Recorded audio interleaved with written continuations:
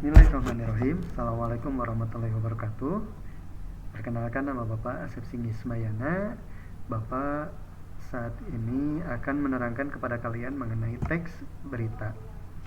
Nah, pada kesempatan kali ini, di dalam teks berita, kita sebelumnya harus mengetahui terlebih dahulu apa itu pengertian teks berita.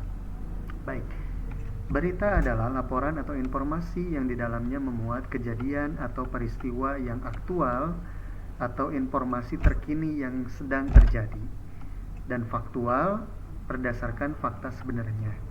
Jadi, di dalam teks berita tentu ada yang diberitakan dan itu bersifat aktual atau informasi yang terkini.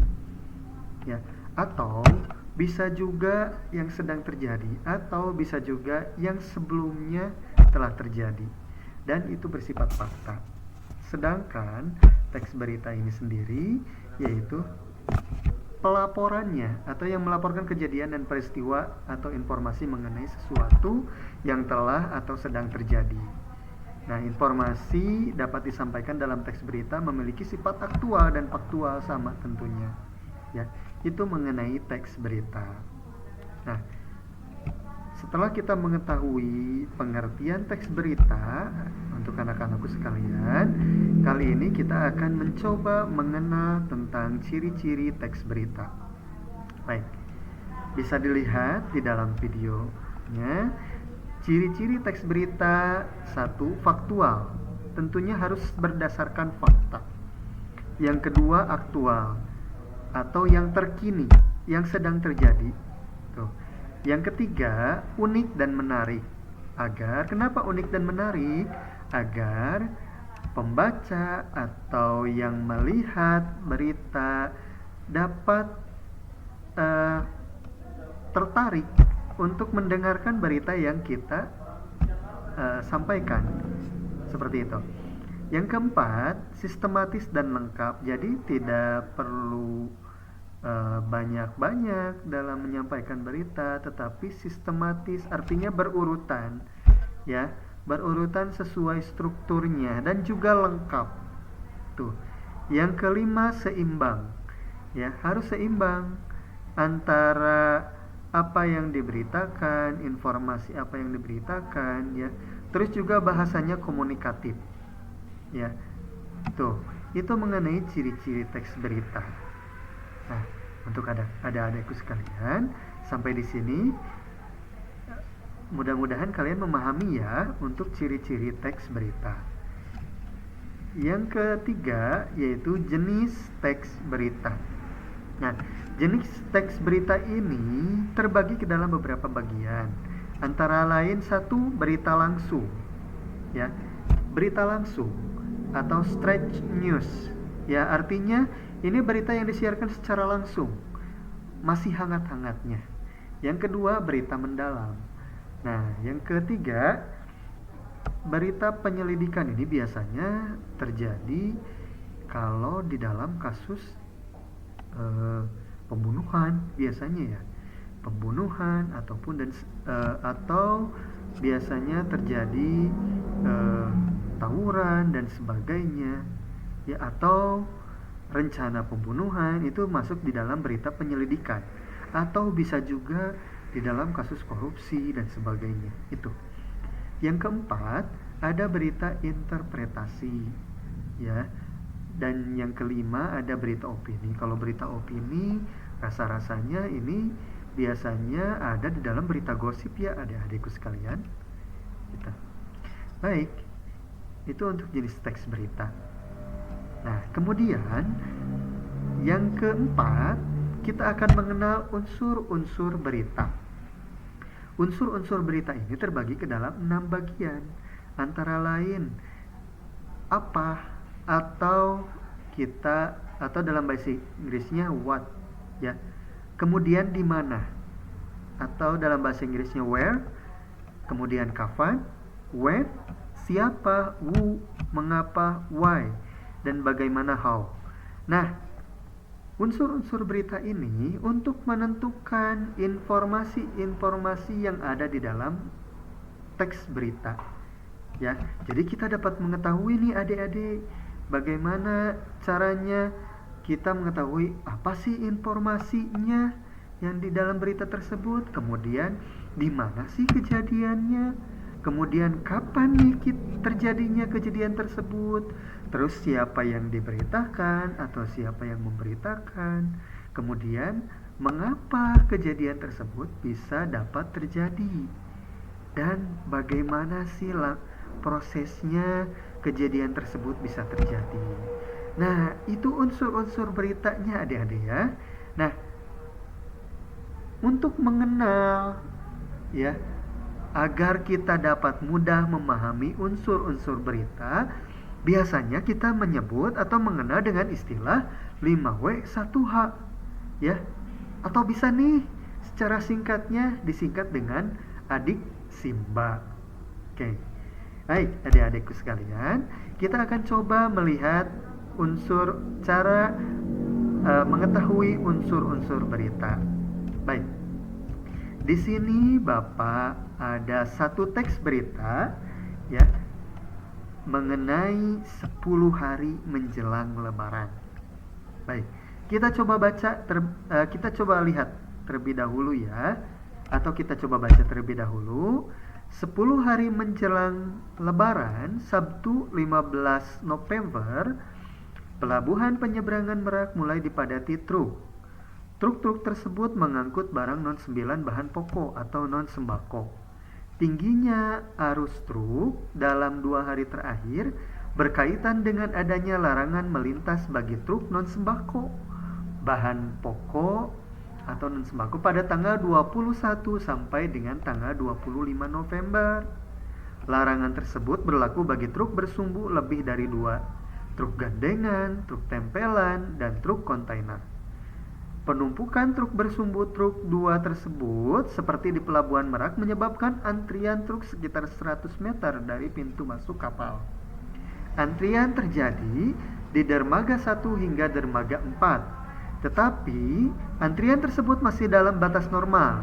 Antrian belum membludak keluar area parkir pelabuhan. Akan tetapi, akibat penumpukan truk itu, beberapa sopir truk mengaku harus menunggu sekitar 2 hingga 4 hari untuk bisa masuk kapal.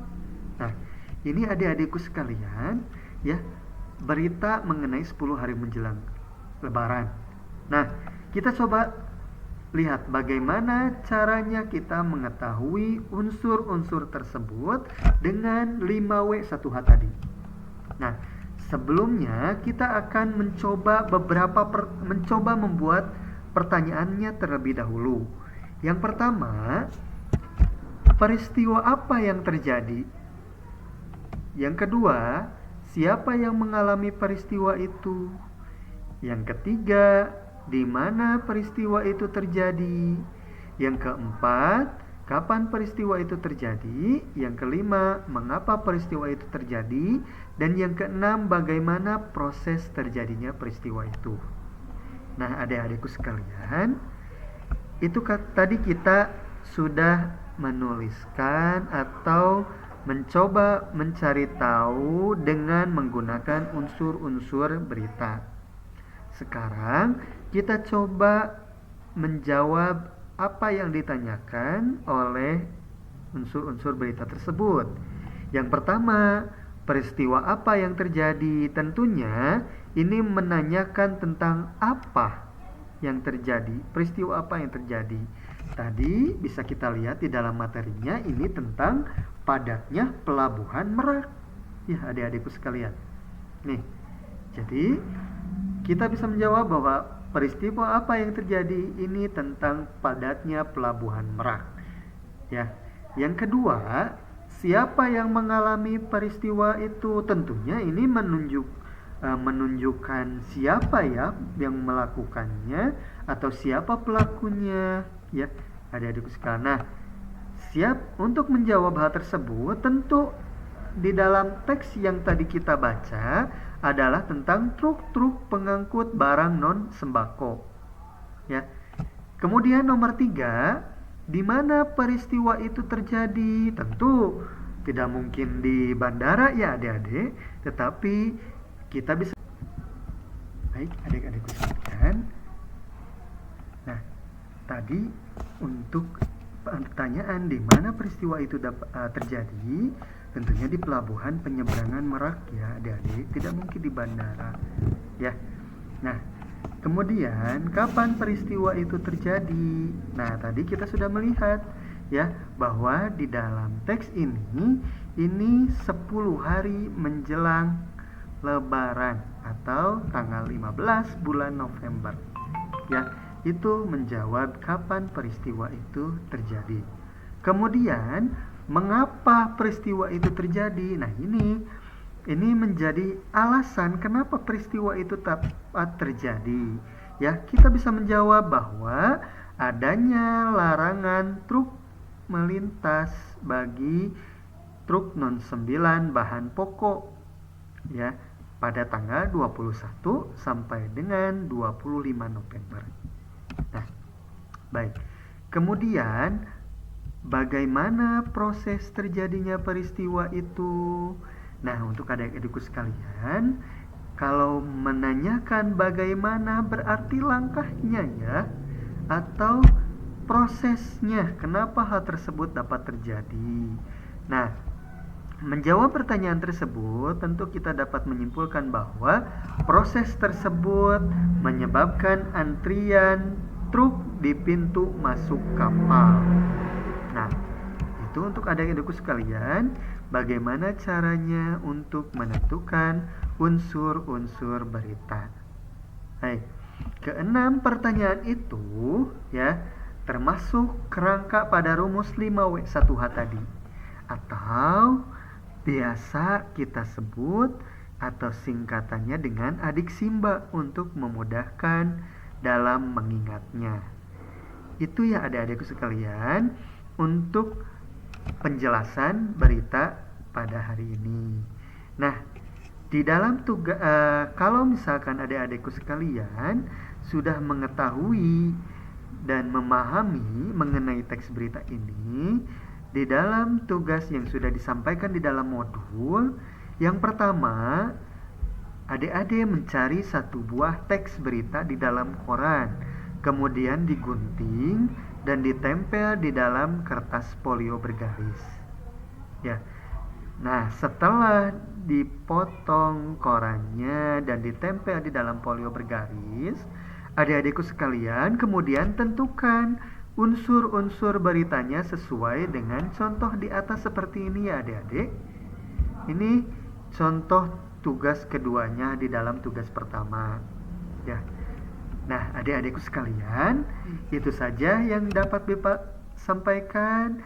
Mudah-mudahan adik-adik tidak bosan ya dalam menyimak penjelasan dari Bapak. Sekian, terima kasih, tetap semangat dan tetap menjaga protokol kesehatan. Assalamualaikum warahmatullahi wabarakatuh.